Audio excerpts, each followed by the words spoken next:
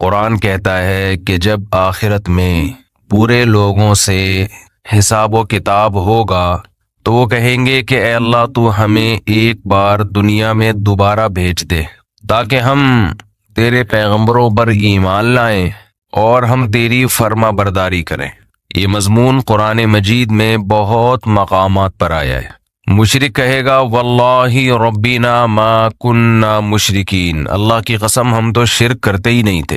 तो गुनहगार कहेगा अन तक़ूल नफ्सुन या हसरता अला मा फर्रतु फी जम्बिल्लाहि, हाय अफसोस कि मैं अल्लाह के बारे में बहुत सख्त कोताही में मुब्तला रहा। कुरान बयान करता है ना कि तुम्हारी कैफियत क्या होगी उस वक्त, बल्कि कुरान ये बयान करता है जब मौत के वक्त तुम बरज़ख की जिंदगी अपनी आंखों से देखोगे तो उस वक्त तुम्हारी क्या कैफियत होगी। देखें, एक तो मरता हुआ इंसान हमें नजर आ रहा होता है, लेकिन एक मरते हुए इंसान को भी कोई कुछ नजर आ रहा होता है जो हमें नजर नहीं आता और ना वो हमें बता सकता है। जैसे जो आदमी बिस्तर पे लेट जाए सोने के लिए, तो एक पोजीशन तो ये होती है जिसमें वो मुकम्मल जाग रहा होता है, जिसमें हमसे उसका राब्ता होता है।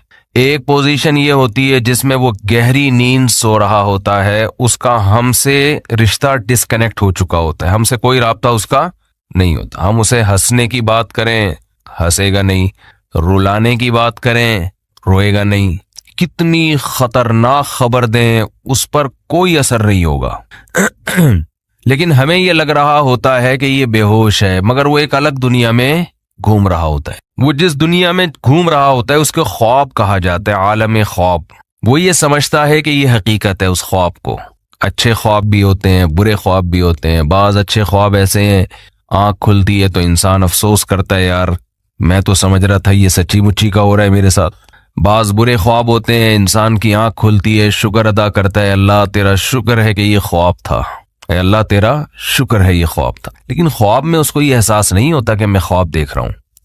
तो एक कंडीशन तो ये है जिसमें वो बिल्कुल हमसे मुनक़ते हो चुका है, एक कंडीशन ये है जिसमें वो हमसे राब्ते में, एक इसके दरमियान की कंडीशन होती है जिसको मैं प्यार से बिटवीन कंडीशन कहता हूं। कहते नहीं इंग्लिश में इसको बिटवीन, लेकिन दरमियान है ना, देसी इंग्लिश ऐसे ही होती है, कोई भी लफ्ज उधार लेके कहीं भी लगा दो। तो बिल्कुल दरमियानी कंडीशन क्या होती है जिसमें वो आधा जाग रहा होता है और आधा सो रहा होता है। कुछ कुछ यहाँ की भी सुन रहा होता है, हमें लगता है कि ये सोया नहीं है अभी, लेकिन थोड़ा गायब दिमाग बन चुका होता है, कुछ चीजें उसको वहां की ख्वाब की नजर आ रही होती हैं। बिल्कुल यही कंडीशन कुरान और सुन्नत से पता चलता है कि जब इंसान की मौत वाक़ई होने वाली होती है तो एक कंडीशन ये होती है जिसमें वो मुकम्मल हई है, मुकम्मल जिंदा है, जिसमें वो हमसे बातचीत कर रहा होता है। एक कंडीशन ये होती है जिसमें वो मुकम्मल उसकी डेथ हो चुकी होती है, उसमें हमारा उससे कोई राब्ता नहीं है, उस पे जो गुजर रही है वो जाने और अल्लाह जाने। जैसे हजरत उमर ने फरमाया ना कि हदीस में आता है ना कि जो बुरा आदमी है जब उसकी मैयत को कब्र की तरफ लेकर जाते हैं तो कहता है कि तुम मुझे कहाँ लेके जा रहे हो, और अच्छे आदमी अच्छा क्या कहता है, मुझे जल्दी लेकर जाओ। ये बरज़ख की बातें हैं जो वो खुद देख रहा है। लेकिन एक हालत मरने वाले की ऐसी है जिसमें वो आधा आलम बरज़ख में और आधा आलम दुनिया में। इस कंडीशन को सकराते मौत कहा जाता है। समझ रहे हैं बात को, क्योंकि यहाँ शरई अहकाम चेंज हो जाते हैं। शरीयत में कुछ अहकाम ऐसे हैं कि अभी उसका हुक्म कुछ और है, मरने के बाद कुछ और है। तो जब इंसान मुकम्मल हयात में हो तो अल्लाह ने उसके लिए तौबा का दरवाजा खोला हुआ है, चाहे उसको 100% यकीन हो जाए कि मैंने कल मरना है या 1 घंटे बाद मरना है, लेकिन तौबा का दरवाजा उसके लिए बोले खुला हुआ है। एक आदमी ने सारी जिंदगी गुनाहों में गुजारी, कुफ्र में, इल्हाद में, शिरक में, खुदा का इनकार करता रहा, अल्लाह के साथ शिरक करता रहा, शराब पीता रहा, जिना करता रहा, 90 साल गुजार दिए उसने। अब उसे डॉक्टरों ने बताया कि आपकी डेथ होने वाली है, आप कैंसर के मरीज हैं, आपकी का जहर यहां तक फैल गया है, या कोई और बीमारी है जिसमें जहर फैलता है, यहां तक फैल गया कि 24 घंटे में के अंदर अंदर आपकी डेथ हो जाएगी। ये भी अब तौबा करेगा तो अल्लाह इसकी तौबा कबूल करेंगे, ये अल्लाह का वादा है। दिल से करे तौबा, ये वाली तौबा ना हो कि अगर नहीं मरा तो ठीक है पुराना स्टाइल, मर गए तो तौबा तो की हुई हमने। वो भी फांसी वाला भी ऐसा ही है, 90 साल में उसको फांसी की सजा सुना दी गई। ये फांसी वाली मिसाल और आसान है। उसको फांसी की सजा सुना दी गई और उसे बताया गया कि 6 महीने बाद आपको हैंग कर दिया जाएगा, लटका दिया जाएगा। ये भी जुल्म है इंसान पर फांसी की सजा देना। बहुत अजाब वाली मौत है जो गला दबा के होती है। इस्लाम ने हुक्म दिया है जिसकी सजा कत्ल है उसको तलवार से सर कलम किया जाए उसका। इसमें तकलीफ कम होती है। जब तलवार लगती है ना उसके यहाँ मुजरिम के, तो सबसे पहले उसका दिमाग का और बॉडी का कनेक्शन खत्म हो जाता है, तो तकलीफ का एहसास खत्म, लेकिन वहशत बहुत होती है। मकसद था शरीयत का कि लोग जुर्म से बाज आ जाएं, तो ऐसा तरीका इस्लाम ने रखा है कि दहशत बहुत बैठ जाए लेकिन मुजरिम को तकलीफ कम से कम हो। तो जब सर पे उसके मुजरिम के तलवार लगती है तो वो सर खोपड़ी वहां जाके गिरी, तड़पता बहुत है, ब्लीडिंग होती है। और इस्लाम में यह भी हुक्म है कि फांसी की सजा बंद कमरे में ना दी जाए, यानी कत्ल करने की सजा, बल्कि ये खुलेआम चौक में दी जाए, सारी दुनिया अपनी आंखों से देखे ये, ताकि मुआशरे में कत्ल रुके। अब देखो मुजरिम के साथ भी एहसान कि उसको कम सजा दी, यानी उसको तकलीफ से बचाया जा रहा है, और लोगों के साथ भी एहसान, उन पर दहशत बिठाई जा रही है तो लोग कत्ल से बाज आए। मुझे याद है 20-25 साल पहले, हमारे बचपन की बात है, कि एक सऊदी अरब से हमारे एक दोस्त आए मिलने के लिए। वो थे असल में बलोचिस्तान के थे, लेकिन बायबॉर्न सऊदी थे वो। तो बलोची भी बोलते थे, उर्दू भी बोलते थे, अरबी भी बोलते थे। कहने लगे मैंने जब पहली मर्तबा सऊदी अरब में सर कलम होते हुए देखा है। बलोची थे, बड़े मजबूत, बिरोही। कह रहे मैं 2 घंटे ऐसे कांपता रहा हूं लाश को देख के ना, जो सर कलम किया है, तो 2 घंटे में ऐसे खौफ से कांपता रहा हूं। तो बताओ जिसने ये मंजर देखा हो वो कभी किसी के कत्ल का सोच सकता है जब उसको पता हो कि मेरा भी अंजाम होगा। खैर बात कहां से कहां चली गई जी।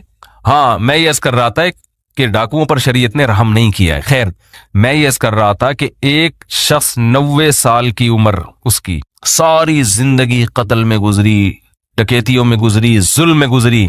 कोर्ट ने फैसला किया, जो कि नहीं करती आमतौर पे, लेकिन कर दिया कि इसको फांसी पे लटकाया जाएगा, 6 महीने बाद लटकाया जाएगा। इसे लोगों ने आके बताया तौबा कर ले, गुनाह से माफी। ये कह रहे नहीं करूंगा तौबा में। वो 6 महीने भी उसने गुजार दिए, कुफर बकता रहा, कोई खुदा नहीं है, कोई मुझे दोबारा रिहाई मिली, दोबारा ये काम करूंगा। यहां तक कि 1 हफ्ता रह गया, फिर इसे किसी मौलाना साहब ने कहा तौबा कर ले, कह रहे नहीं करूंगा तौबा। फिर 1 दिन रह गया, फिर 1 घंटा रह गया, फिर आखिर का 1 मिनट रह गया। इसे 6 महीने पहले भी यकीन था कि मुझे कत्ल किया जाएगा, लेकिन तौबा नहीं कर रही है, इस चांस पे कि शायद रिहाई हो जाए। बाज लोग जबान के बड़े पक्के होते हैं, चाहे वो काफिर ही क्यों ना हो। कहते हैं जैसे हम अंदर से वैसे ही हम बाहर से। जैसे नबी सल्लल्लाहु अलैहि वसल्लम के चचा अबू तालिब थे ना, मौत के वक्त कलमा नहीं पढ़ा। उन्होंने कहा नहीं, अब अगर मैं पढ़ूंगा लोग कहेंगे सारी जिंदगी जिस दीन पर कायम रहे मौत के डर से, तो मैं नहीं पढ़ूंगा कलमा। जैसा जो मैं हूं अंदर से वैसे ही मैं क्या हूं। उनकी एक राय थी कि मैं जैसा रहा हूं वैसा ही रहूंगा मैं।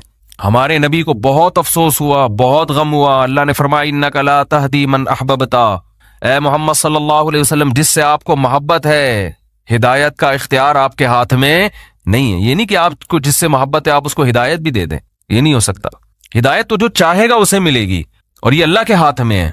हजरत बिलाल का नबी से कोई रिश्ता नहीं, गुलाम, रंग भी स्याह, कौम भी अलग, गुलाम, उनको हिदायत मिल गई। चाहत थी उनके दिल में, तलब थी। तो बाज ऐसे होते हैं कि वो इकरार नहीं करते, वो कहते हैं मौत के वक्त भी हम नहीं। हालांकि मौत के वक्त उनको ये होता है कि शायद इस्लाम ने जो कुछ कहा हो वो सच कहा हो, लेकिन वो कहते हैं नहीं, जिस पे हम जिंदगी में रहे उसी पे रहेंगे। तो ये जो 90 साला शख्स था जिसने सैकड़ों इंसानों को कत्ल किया, हजारों को कत्ल किया, खुदा से बगावत की, अल्लाह के वजूद का इनकार किया, इससे बड़ा मुजरिम दुनिया में कोई नहीं हो सकता था। इसे बताया गया 6 महीने बाद तुम्हें लटका दिया जाएगा। लोगों ने कहा तौबा कर ले, इसने कहा कि नहीं, क्योंकि उसको ये था कि शायद मैं रिहा हो गया, 1% चांस है, तो मैंने तो वो बदमाशियां दोबारा करनी है, फिर मैं किस मुंह से लोगों के पास जाऊंगा। लोग कहेंगे अच्छा पहले इस्लाम बातिल था अब इस्लाम सही हो गया। तो इसने डिले की, इसने कहा नहीं, यहां तक कि इसको लटकाने में 1 मिनट बाकी है, 1 मिनट। इसको यकीन हो गया मेरी जिंदगी सिर्फ कितनी देर की है, 1 मिनट की। अब रिहाई की तमाम अपीलें मुस्तरद हो चुकी हैं, लेकिन है पूरा जिंदा, अभी आलम बरज़ख को इसने अपनी आंखों से देखा नहीं। अब अगर ये तौबा कर ले बिल्कुल फांसी के फंदे की तरफ जा रहा है, इसको जल्लाद लेके जा रहा है लटकाने के लिए, यहां तक कि स्टूल पे इसको खड़ा कर दिया। एन इस वक्त भी अगर ये तौबा करेगा तो अल्लाह का वादा है इसकी तौबा अल्लाह कबूल करेगा। लेकिन उस तौबा में शर्त यह है कि ये दिल में इरादा हो कि अगर बिलफर्ज छूट गया, मैं कुदरत की तरफ से कुछ भी होगी, तो मैं दोबारा पुरानी जिंदगी की तरफ नहीं लौटूंगा। ये दिल की हालत तो अल्लाह ही जानता है ना। ये पक्का आजम दिल से हो और जबान से इकरार करे कि अल्लाह मैं इस्लाम को कबूल करता हूं, मैं तेरे वजूद का कायल, तेरी तौहीद का कायल, तेरे पैगंबरों का कायल, मुझे अगर रिहाई मिल गई तो मैं दोबारा उस पुरानी जिंदगी की तरफ नहीं आऊंगा। हालांकि रिहाई मिलने का कोई चांस नहीं है। कुरान से, सही अहादीस से, मुतवातिर अहादीस से अहले सुन्नत वल जमात का अकीदा है कि इस वक्त 1 सेकंड की तौबा अल्लाह इसके तमाम गुनाहों की दीवार को गिरा डालेगी। वजह क्या है? इसने अभी तक आखिरत देखी नहीं है। अल्लाह इसको बख्शने का बहाना क्या तलाश करेगा? हो सकता है फरिश्ते एतराज करें, अल्लाह तो मौत का यकीन है इसको, इसकी तौबा किस बात की? अल्लाह कहेंगे मौत का तो यकीन है, लेकिन फरिश्ते और आखिरत इसने अपनी आंखों से गैब पर ईमान है, और गैब पर ईमान अल्लाह कबूल करता है। बहुत से लोग इस कंडीशन में भी तौबा नहीं करते, बल्कि ज्यादातर तो नहीं करते। बहुत मुश्किल है भाई बात समझाना, कैसे सब। क्या ज्यादातर लोग इस कंडीशन में तौबा करते हैं? बोलो, नहीं करते। जाओ अस्पतालों में कैंसर के मरीजों को जाके देख लो, जैसे थे वैसे के वैसे ही हैं। गैर मुस्लिमों को देख लो, बिस्तरे मर्ग पे तड़प रहे होते हैं। जो बुत परस्त था वो बुत परस्ती में ही मरता है, वो फिर भी नहीं करता तौबा। तो ये भी बहुत 1% खुशकिस्मत लोग होते हैं जो ऐन इस वक्त में तौबा कर लें, वरना तौबा होती नहीं है। इस टाइम पे भी नहीं करते लोग तौबा, दिल से हो चुके होते हैं वो। अब देखो आखिरी 1 मिनट रह गया है, अगर आज वो दिल से तौबा कर ले, वो फांसी के फंदे पे लटकने वाला 1 सेकंड पहले, यहां तक के उसके गले में फंदा लाके डाल दिया गया, अभी सिर्फ रस्सा खींचने की देर है। इस दौरान भी अगर वो तौबा करेगा, ये 1 सेकंड उसकी करोड़ों साल की जिंदगी को, फ्यूचर को चेंज कर देगा। क्यों? अभी तक इसने अपनी आंखों से देखा नहीं है, अभी तक देखा नहीं है इसने अपनी आंखों से, गैब पर ईमान है। तो ये अल्लाह का वादा है, इन्नल्लाह यक़बलु तौबत अब्दिही मा लम युग़रग़िर। बुखारी मुस्लिम की हदीस, नबी सल्लल्लाहु अलैहि वसल्लम ने फरमाया अल्लाह अपने बंदे की तौबा उस वक्त तक कबूल करता है जब तक उसको गरगरा नहीं आता। गरगरा का मतलब सकराते मौत में मुब्तला नहीं हो जाता वो। हाँ, जब उसको हैंग किया गया और उसकी रूह निकलना शुरू हुई और फिर उसने बरज़ख की जिंदगी अपनी आंखों से देख ली, उसने देख लिया कि कुरान जो कहता था कि बुरे लोगों की रूह, बुरे फरिश्ते से मुराद वो फरिश्ते जो अल्लाह ने सजा देने के लिए मुतय्यन, फरिश्ता तो बुरा नहीं होता, वो फरिश्ते जो खौफनाक फरिश्ते हैं वो बुरे लोगों की रूह कब्ज करते हैं। जब ये फरिश्ते अपनी आंखों से देख लेगा, उसके बाद कुरान कहता है कि अब तौबा तो दूर की बात, जमीन और आसमान की दौलत भी अगर खर्च कर देगा, वादा करेगा अल्लाह मुझे मोहलत दे दे, मैं पूरी जमीन आसमान की दौलत खर्च करने के लिए तैयार हूं। अल्लाह फरमाते हैं मा तुक़ब्बिला मिनहुम, अल्लाह का कानून अटल है, अल्लाह इसकी एक आंसू की परवाह नहीं करेगा। पूरी दौलत दे दे, अल्लाह इसकी परवाह नहीं करेगा। आज मुल्हिद लोग, एथियस लोग कहते हैं खुदा नजर नहीं आता, जन्नत नजर नहीं आती, जहन्नम नजर नहीं आती, दिखाओ। ओ भाई, अगर दिखा दी तो फिर आप में और मोमिन में फर्क खत्म हो जाएगा। देखी हुई चीजों पर तो सब ईमान लेकर आते हैं। कुरान कहते हैं गौर फिक्र करके ईमान लेकर आओ। आपकी ख्वाहिशात आपको सही सिमत में गौर करने नहीं देती। अभी एक मुल्हिद ने मेरे खिलाफ क्लिप बनाया है, मैंने मिसाल दी थी एक यूनिवर्सिटी के प्रोफेसर की। जल्दी से बात को समेटता हूं, क्या करूं यार। एक मुल्हिद ने क्लिप बनाया, मैंने एक मिसाल दी थी यूनिवर्सिटी के प्रोफेसर की। खूब अच्छी तरह खोपड़ी में बैठाएं इस मिसाल को। ये लोग ना बातों को घुमाते बहुत हैं, कभी सीधी बात नहीं करते। मुझसे एक तालिब इल्म मिला, स्टूडेंट मिला यूनिवर्सिटी का, उसने कहा हमारे एक प्रोफेसर ने कहा कि देखो गाड़ी के एक्सेलरेटर पे हम पांव रखते हैं तो गाड़ी मूव करती है, ब्रेक पे पांव रखते हैं तो गाड़ी रुकती है। तो खुदा कहां है? यानी हर काम करने से हो रहा है ना। खुदा तो जब होता जब एक्सेलरेटर पे पांव रखो और वो रोक दे गाड़ी को, ब्रेक पे पांव रखो और वो चला दे। तो ये हर काम की एक लॉजिक है। तो हर काम के पीछे एक साइंस है, एक लॉजिक है। खुदा नहीं है माज अल्लाह। मैंने कहा ये मिसाल ही खुदा के वजूद की सबसे बड़ी दलील है। गाड़ी के एक्सेलरेटर पे जब तक पांव ना रखें वो चलेगी खुद से? बोलो, जब तक कोई ब्रेक लगाने वाला ना हो उस वक्त तक रुकेगी वो? जो गाड़ी एक हालत से, एक कंडीशन, अपनी एक कंडीशन को चेंज नहीं कर सकती, किसी चेंजर के बगैर वो गाड़ी वजूद में आ सकती है किसी खालिक के बगैर? बोलो ना। तो वो गाड़ी यकीनन किसी ने बनाई है, तो एक छोटी सी गाड़ी खुद से नहीं बन सकती।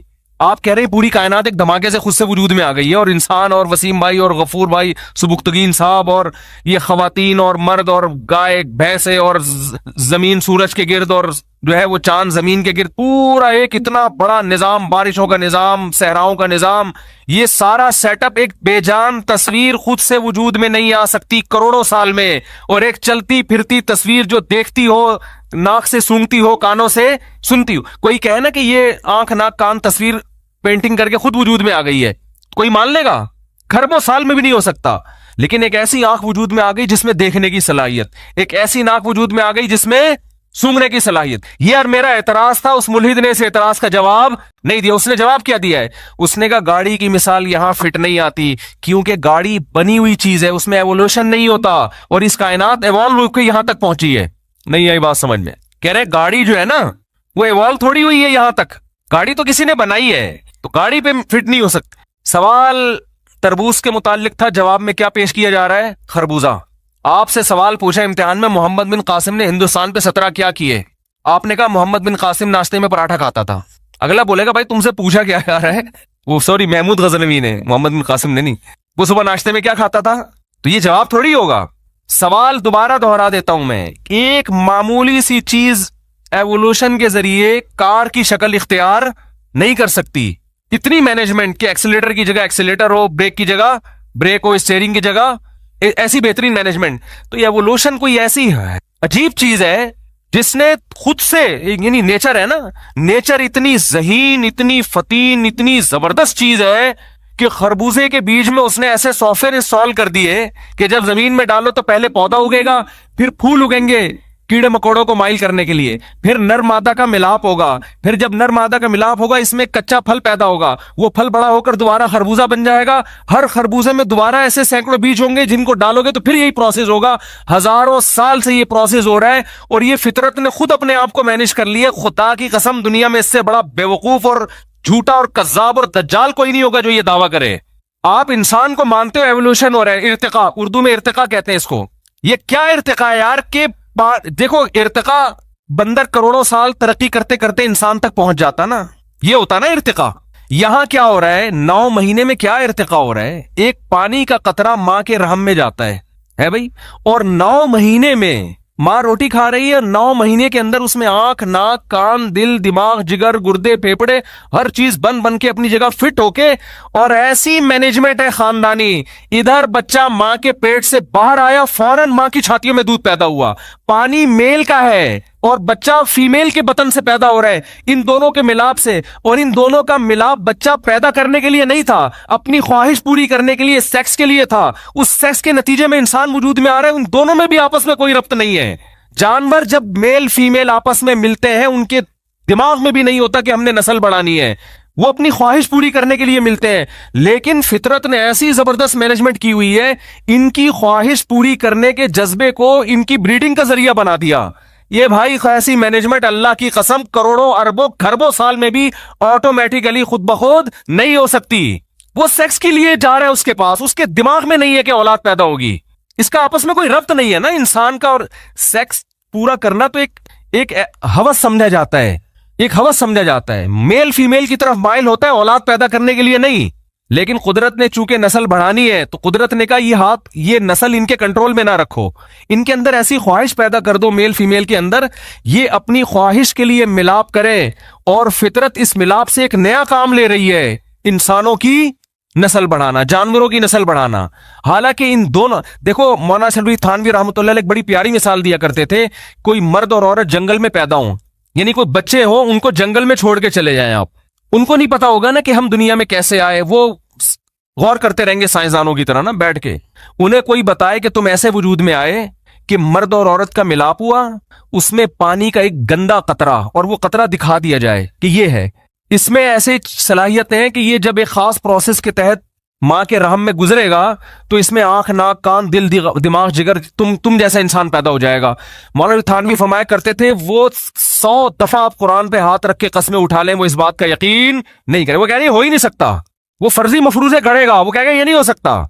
जब तक वो अपनी आंखों से देख न ले, देखेगा तो कहेगा कि वाकई ये हुआ है। हम तो देख रहे हैं अपनी आंखों से, इसलिए मानते हैं। तो क्यों खुदा के दुश्मन बने हुए हो भाई? मान लो इस खुदा ने मिट्टी, और फिर देखो कह रहे हैं कि मिट्टी से बनाया। कुरान कभी कहता है मिट्टी से बनाया, कभी कहता है पानी से बनाया। तो कह रहे हैं कुरान की आयतें आपस में टकरा रही हैं। कुरान ही पढ़ लिया होता तो आपको पता चल जाता। कुरान कह रहे हैं सूरह हज के पहला रुकू, या अय्युहन्नास इन कुंतुम फी रैबिम मिनल बास, है लोगों अगर तुम्हें यकीन नहीं आता ना मैं मिट्टी को दोबारा कैसे इंसान बनाऊंगा, फइन्ना खलकनाकुम मिन तुराब, सबसे पहले हमने तुम्हें मिट्टी से बनाया, सुम्मा मिन नुतफा, फिर उस मिट्टी को नुत्फे में तब्दील करके फिर नुत्फे से बनाया, सुम्मा मिन मुज़गा, फिर उस नुत्फे को हमने मिन अलका, खून में तब्दील किया, सुम्मा मिन मुज़गा, फिर गोश्त में तब्दील किया। तो कुरान कहीं कहता है खून से बनाया, कुरान कहीं कहता है गोश्त के लूथड़े से बनाया, कुरान कहीं कहता है मिट्टी से बनाया। कुरान इन तमाम एतराजात का एक आयत में जवाब दे देता है कि ये तरतीब वार बनाए हमने। लेकिन कुरान असल में जो बताना चाह रहा है, मुल्हिद वहां से ऐसे नजरें चुरा के भागते हैं और ऐसे नाबीना बन जाते हैं जैसे कबूतर बिल्ली को देख के आंखें बंद कर लेता है। कुरान कह रहा है ये सारे प्रोसेस एवोल्यूशन का नतीजा नहीं हो सकते। इतना जबरदस्त फितरत अपने आप को मेंटेन नहीं कर सकती कि पहले मिट्टी से मनी का कतरा बन रहा है, फिर उस मनी मां के रहम में जा रही है, वो गोश्त में, वो खून में तब्दील, फिर खून गोश्त में तब्दील, फिर गोश्त, और ये सारी ऐसे, कोई ऐसा नहीं कि लूथड़ा बाहर आ जाए। जब तक मां के पेट में खूबसूरत इंसान तैयार नहीं हो जाता, इंतहाई बदबूदार होता है, जब तक वो तैयार नहीं होता इंतहाई खूबसूरत बन के बाहर निकलता है, और इधर निकलते ही मां की छातियों के अंदर खुदा दूध पैदा कर देता है। ए लोगों, अगर तुम्हें शक है खुदा तुम्हें मिट्टी में जाने के बाद दोबारा कैसे जिंदा करेगा, अल्लाह फरमाते हैं अपने माजी की तरफ देखो, जो इस तरह से 9 महीने के अंदर इतने प्रोसेस से गुजार के इंसान बना सकता है एक पानी को, वो इस मिट्टी में जान डाल के तुम्हें दोबारा भी इंसान बना सकता है। तो सवाल मेरा क्या था और जवाब घुमाती। और नीचे लोगों के कमेंट्स हैं, हाथ तान के रखो इन मौलवियों को, खींच के रखो, इस तरह की ना कमेंट्स होते हैं लोगों के कि ये लोगों को मजहब के नाम पे उल्लू बना रहे हैं। मजहब ने जितना मौलवियों को जकड़ा है ना, इतना आप लोगों को नहीं जकड़ा। थोड़ी देर के लिए अल्लाह ना करे, अल्लाह ना करे, हम तसव्वुर कर ले मजहब की चादर उतार के फेंक दे हम, तो हमारे लिए भी अय्याशी के दरवाजे खुले हुए हैं, जैसे आपके लिए खुले हुए हैं। अय्याशी अय्याशी, फिर तो जो चाहे करो भाई। लोग ये ताना देते हैं कि इन मौलवियों की इज्जत मजहब की वजह से हो रही है, इसलिए मजहब की तरफ लोगों को लाते हैं। मजहब से हटेंगे, जाहिर है जो लोग हाथ पांव चूम रहे हैं, इज्जत दे रहे हैं, वो खत्म हो जाएगी ना। हदिये मिलते हैं लोगों की तरफ से, नजराने मिलते हैं, उन दावा है ये। फर्ज कर लो हदिये नजराने भी मिल रहे हैं, आप भी अपने बच्चों को फिर मौलवी बना दो ना। हमारे साबिक सदर को चाहिए कि वो अपने बच्चे को मदरसे में दाखिल कर दें। उसमें अय्याशी क्या है, बोलते क्यों नहीं? उसमें ज्यादा अय्याशी होनी चाहिए ना। फिर वही मिसाल है, लोग मुझे कहते हैं 4 शादियों में अय्याशी, में कहता हूं फिर करवा लो, हमारे साबिक सदर से बोलो आप कर लो 4 शादियां। अय्याशी का तो किसको शौक नहीं होता? दुनिया के हर अय्याश आदमी को चाहिए 4 कर ले, वो कहता है नहीं, ना ना ना ना ना, इसमें अय्याशी। बोलते क्यों नहीं? नहीं है। तो आप ऐसी अय्याशी का लेबल हमारी तरफ लगा रहे हो जो अय्याशी आप खुद करने के लिए तैयार नहीं हो। आप कह रहे हो ना कि नबी सल्लल्लाहु अलैहि वसल्लम नकल कुफर नबाशत, 9 बीवियां रख के माज अल्लाह नकल कुफर अय्याशी की है, तो आप 4 रख के अय्याशी कर लो। आप तो बीवी बनाने के लिए तैयार नहीं होते, आप गर्लफ्रेंड पे गुजारा करते हो, क्योंकि आपको पता है कि इस्लाम ने जब 4 की इजाजत दी है तो मर्द के जिम्मे इतने खर्चे डाल दिए हैं कि मर्द ये कहता है मैं इस पूरी डिटेल के साथ, इस नान नफका उठाने के साथ मैं 4 करने का इरादा नहीं करता, वो नहीं इस अय्याशी पे आता। अक्सर ये काम मजहबी लोग करते हैं, अय्याश लोग, शराब कबाब वाले ये काम नहीं करते। और रहा मसला कि उलमा की गाड़ियों को देखते हैं, लोग लैंड क्रूजर में घूम रहे हैं, उलमा के माजी को देखो। हम जब मदरसे में गए ना, पहला साल था हमारा, तो अरबी की किताब हम पढ़ रहे थे, उसमें एक बड़ी जबरदस्त बात लिखी। हम बड़े उलमा को देखते थे, बड़ी गाड़ियां, और हम अपनी हालत देखते थे हमारे, तो हमने कहा यार हम तो पता नहीं फ्यूचर कुछ खाने को मिलेगा कि भी नहीं मिलेगा, क्योंकि सारे उलमा के साथ ऐसा थोड़ी होता है। तो हमारे उस्ताद ने बताया कि जो उलमा के फ्यूचर को देख के जिंदगी गुजारेगा ना, वो नाकाम होगा। वो क्या होगा? इन उलमा का, यानी वो गुमराह हो जाएगा। इन उलमा का माजी देखा करो कि इन्होंने माजी कैसे गुजारा है। तो जाओ मदरसों में जाके देख लो, आप भी देख लो, हम आपको दिखा देंगे कैसा होता है। वहां वो सहूलतें नहीं होती आमतौर पे जो यूनिवर्सिटियों में है, वहां वो कैरियर नहीं होता फ्यूचर का। जो आपका बच्चा, यकीन ना आए ना, आपकी बेटी के लिए, आपके बेटे के लिए कोई रिश्ता आए, आप बताओ कि हमारा बेटा मदरसे में पढ़ रहा है, आई बात समझ में? 100 रिश्ते आएंगे, 1% चांस होगा कोई हाँ कर दे।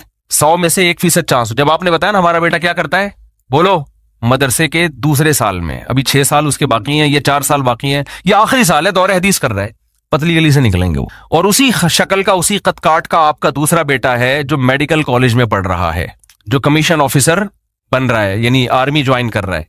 100 में से 99 हाँ करेंगे, एक बेवकूफ होगा लड़की का अब्बा वो कहेगा मुझे ऐसी जगह मैंने डॉक्टर से नहीं करनी, तो कैरियर तो उधर है मेरे भाई। ये तो कोई कोई एक आध मौलवी होता है बेचारा जो, वरना अक्सर तो हमारे मदरसों में जाके देखो, हमसे ज्यादा सलाहियत वाले, हमसे ज्यादा इल्मी इस्तेदाद वाले 15-15, 20-20 हजार तनख्वाहें लेके सारा दिन मेहनत कर रहे हैं, बच्चों को पढ़ा रहे हैं। ज्यादा 99% तो अभी भी वही है।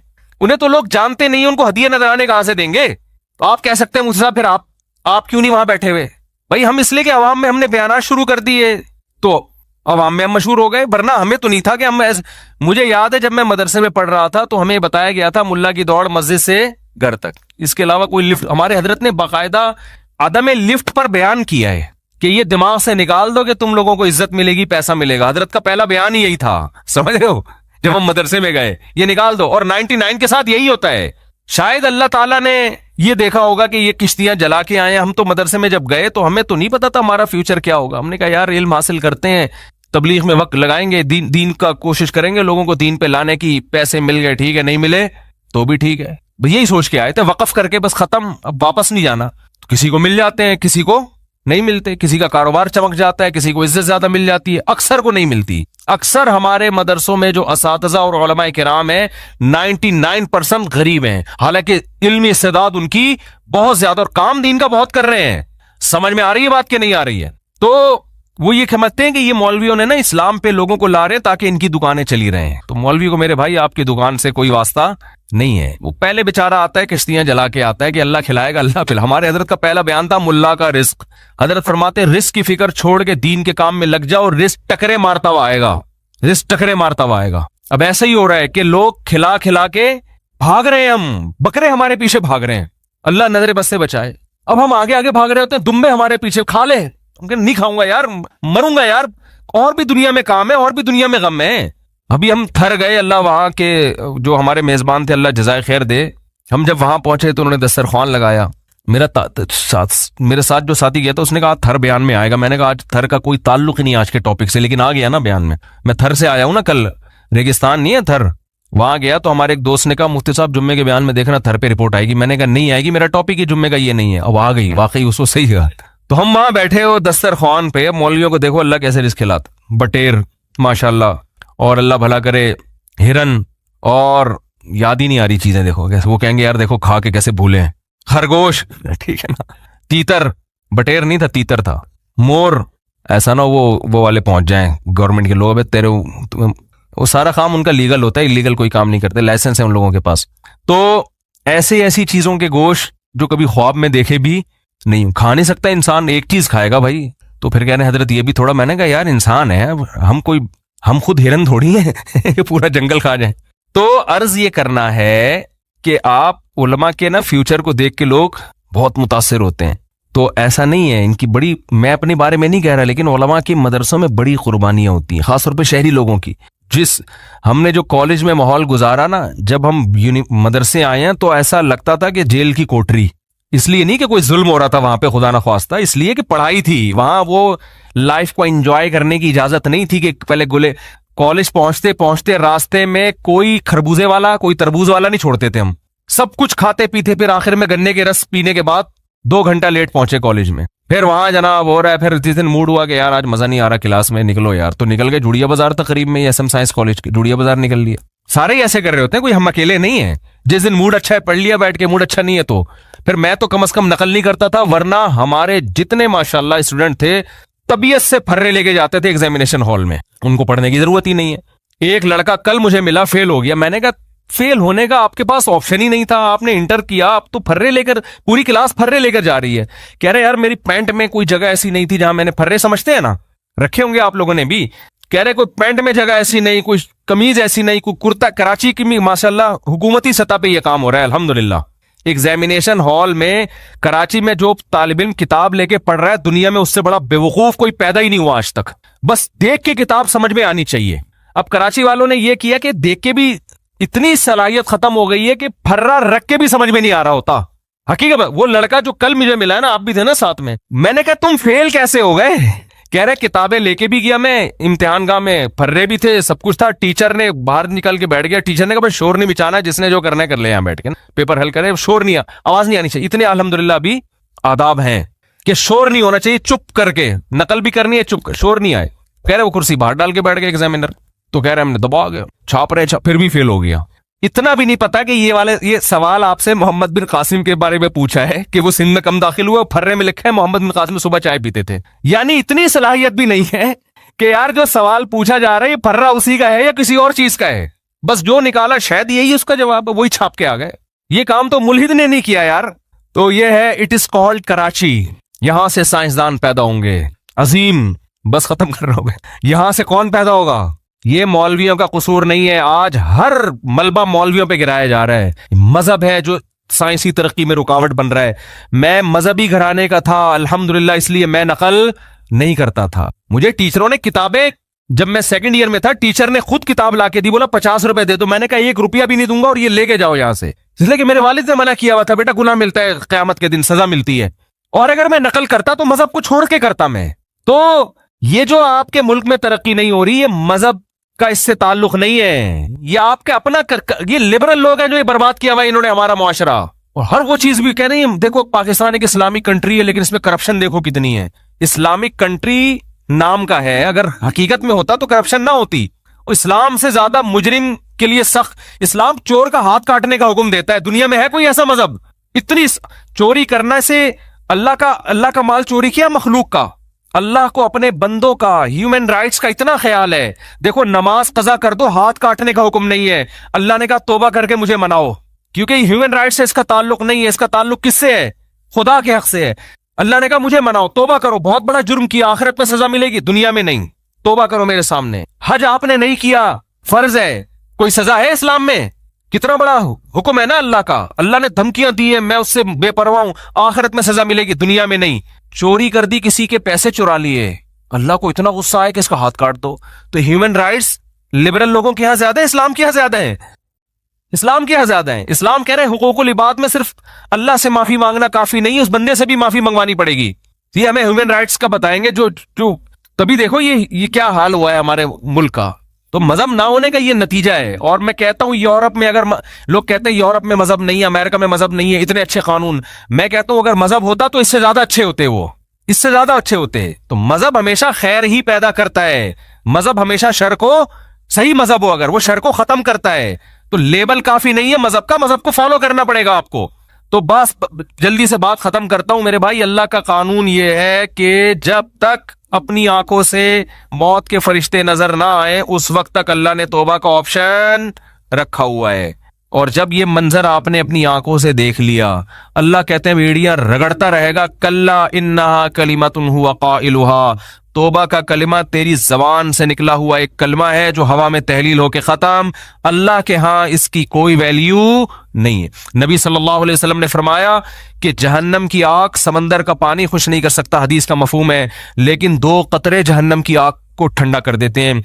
एक अल्लाह के रास्ते में शहीद होते हुए, जो शहीद के खून का पहला कतरा जमीन पे गिरने से पहले उस जहन्नम की आग को अल्लाह ठंडा कर देते हैं। एक अल्लाह के खौफ से रोया हुआ आंसू, क्या जबरदस्त मिसाल है।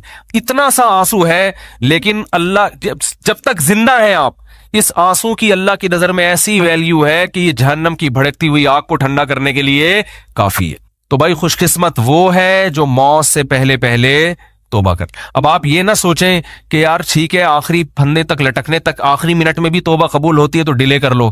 तो ये दो गड़बड़े का अंदेशा इसमें। नंबर 1, आपको क्या पता कि आप किस वक्त मरेंगे, आपका आखिरी मिनट कब आएगा, समझते हो? फांसी के मुजरिम को तो पता होता है लटकने वाला हूं, हर मौत मरने वाले को यह पता नहीं होता। दूसरी बात यह कि मुशाहिदे पर मबनी यह हकीकत है, जो मौत की वजह से तौबा को डिले करता है, ऐसे लोगों में अक्सर तौबा नहीं करते। आप देख लो गैर मुस्लिमों में जवानी में तौबा करने वाले, इस्लाम कबूल करने वाले ज्यादा हैं, बुढ़ापे में इस्लाम कबूल करने वाले कम है। हालांकि जवानी में गैर मुस्लिम बनने में अय्याशी ज्यादा है, बुढ़ापे में तो वैसे ही अय्याशी नहीं है ना, लेकिन उसको तो फायदा ही फायदा, बूढ़े आदमी को इस्लाम कबूल कर ले, तौबा कर ले, भाई अब तो कुछ तेरी जिंदगी तो गुजर गई अय्याशियों में, अब तो जाएगा जन्नत में। लेकिन दिल ऐसा सख्त हो जाता है, वो नहीं करता। जवान आदमी वो जल्दी कर लेता है, हालांकि उसको कुर्बानी ज्यादा देनी पड़ रही है। आप देख लो दुनिया में तौबा करने वाले जवान आपको ज्यादा मिलेंगे, बूढ़े हैं लेकिन कम है। इसी तरह तौबा करने वालों, इस्लाम कबूल करने वालों में जवान गैर मुस्लिम ज्यादा है, बूढ़े कम है। तो इसलिए कभी भी इस हमाकत पे तौबा को डिले नहीं करना चाहिए कि मोहलत तो अल्लाह ने दी हुई है। और दूसरी बात, जितनी जल्दी तौबा करोगे खैर और बरकतें उतनी ज्यादा होंगी, आप नेकियां ज्यादा कमा लो। ठीक है, कोई गैर मुस्लिम आखिरी वक्त में मुसलमान हो रहा है, तौबा कर रहा है, गुनाह माफ हो गए, लेकिन नेकियों का मौका उसको बहरहाल, ठीक है अल्लाह उसको जन्नत में दाखिल कर देंगे, लेकिन वो ज्यादा ऊंचे दर्जात तक नहीं जा सकता। वजह उसकी है कि उसको उसके अमाल में वो इतनी खैरें हैं नहीं कि जो शख्स जिंदगी भर अपने अमाल में खैर डालता रहा, तो आज आप तौबा करेंगे, आपके पास पूरी जिंदगी ये खैर फैलाने के लिए, अपने अमाल में नेकियां जमा करने के लिए डिले करेंगे तो आपके पास नेकियां कमाने का टाइम कम रहेगा। अल्लाह ताला से दुआ है, अल्लाह ताला हमें जल्द से जल्द सच्ची तौबा की तौफीक अता फरमाए। वमा अलैना इल्ला